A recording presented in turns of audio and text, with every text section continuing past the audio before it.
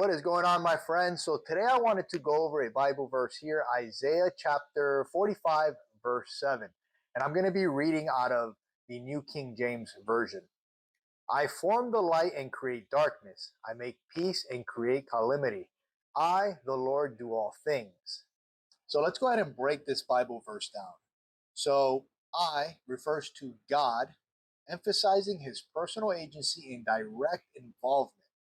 So it's telling us here that God is a sovereign God. He is the supreme authority and power that rules over everything. Now we see the word light and we see the word darkness. So we know that that is an opposite, right? So we know that God is already telling us, illustrating here that one, it's telling us it's God because I refers to God. And it's telling us, hey, from one end of the spectrum to the other, I have control of everything. I have authority of everything. Now let's look at the word light. It specifically denotes brightness, clarity, or understanding. In a broader biblical context, light often symbolizes goodness, truth, and God's presence. Now let's go over to John chapter 9, verse 5, where Jesus is talking here, and he says, as long as I am in the world, I am the light of the world. Now, a lot of time when we read this verse, we see Jesus says, I am the light of the world. So we know that Jesus is telling us, he's bringing clarity, understanding. He is the truth. He is the way, right? But also, when you see that in a broader biblical sense, the word light symbolizes goodness, truth, and God's presence, Jesus is also telling us here that he is not only the truth and the way, but he is God. Because if light also symbolizes goodness, we know that God is the only one that is good. And if light represents God's presence, Jesus is also telling us here, not only am I the truth and the way, but I am God. Okay?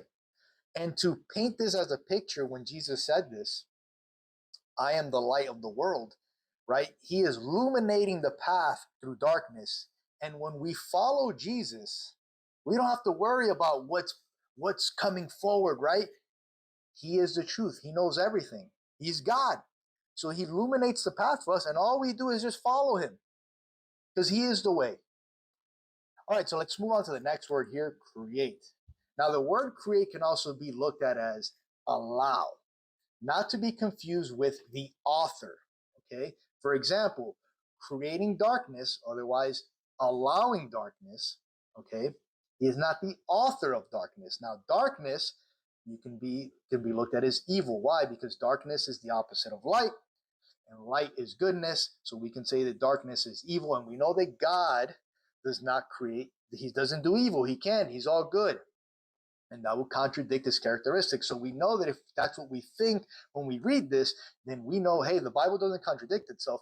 I am misunderstanding what this is saying, so I need to look into it. So the word create here, you can also look at it as allow. So God is allowing darkness and calamity. Now, remember, God is not a passive observer. He is an active participant in everything in the world. So when you hear the word allow, don't think that God is just sitting back in a cloud, allowing mayhem to happen and saying to run wild like Hulkamania. No, he's actively involved in this. And one of the books that truly highlights this is the book of Job. Now, for those who haven't read the book of Job, I'll give you like a nice condensed version of it. So Job is the pinnacle of, man at the time. Like the best servant that you can be is Job in this time. So Satan is out patrolling the world looking to accuse people. And he comes to God and God asks him, hey, where were you? And I'm paraphrasing here. And he tells him, hey, I was patrolling the world. And God says, hey, I noticed you've been looking at my servant Job. And he says, yeah, but the only reason that Job is so faithful to you is because you have your hand of protection over him. So Satan is doing a couple things here. One, he's challenging God's judgment. And two, he's accusing humanity as a whole, right? Because Job, being the pinnacle of man as far as faithful to God, Satan is saying, hey, if you remove your hand from Job, I can break Job. And if I can break Job, I can break any man. Meaning, man, if pushed far enough, will separate themselves from God. So God being involved in everything, not being the author of evil, gives Satan permission, allows Satan to go do harm to Job. Okay? So now Satan goes and he does all these things to Job. He kills his family, he takes away his wealth, his health. Okay, so now this brings us to Job chapter 42, verse 2, which states, and this is Job talking to God, I know that you can do all things. No purpose of yours can be thwarted. Thwarted means to prevent, hinder, or obstruct the accomplishment of a goal, plan, or purpose. In the context of Job chapter 42, verse 2, Job is expressing his acknowledgement of God's ultimate power and sovereignty, emphasizing that God's plan cannot be hindered or stopped by any external force. So reading this, Isaiah chapter 45 and 7 is consistent, right? Because we see, again, God is involved in everything, the light or the darkness, the good and the bad. And although he is not the author, he is still the authority and he is actively involved in everything. Now, Job is also expressing his acknowledgement that God is all these things that I just mentioned. So what's the main takeaway here? That Job, although he lost everything, he never lost his faith. He never lost his faith. And although Satan thought that he was taking everything away from Job, what Satan failed to understand is that he could never take everything away from Job, because Job's everything was God, because God is everything. And as long as Job had God and had faith in God, he had everything. So it was impossible for Satan to separate him from God. So let's summarize this verse here. So the main takeaway from this verse is God's involvement. It's not so much whether God created good and allows bad. It's the idea that God is sovereign and he is involved in everything, and his will be done and prevail regardless of what happens. It cannot be thwarted. So the understanding is that God is actively involved in every aspect of human life. This includes both positive experiences and challenging situations. Not the author of evil. The concept expressed in Isaiah 45:7 suggests that while God allows or permits challenging circumstances, he is not the author of evil. Instead, it emphasizes his sovereignty over all aspects of life. And then the last point here, God's will cannot be defeated.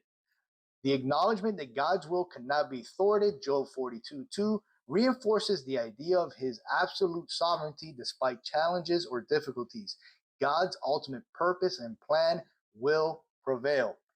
So, my friends, remember, no matter how hard life feels, how bad it feels, how dark, how the absence of God may feel, remember, God is always involved in your life. He is always with you.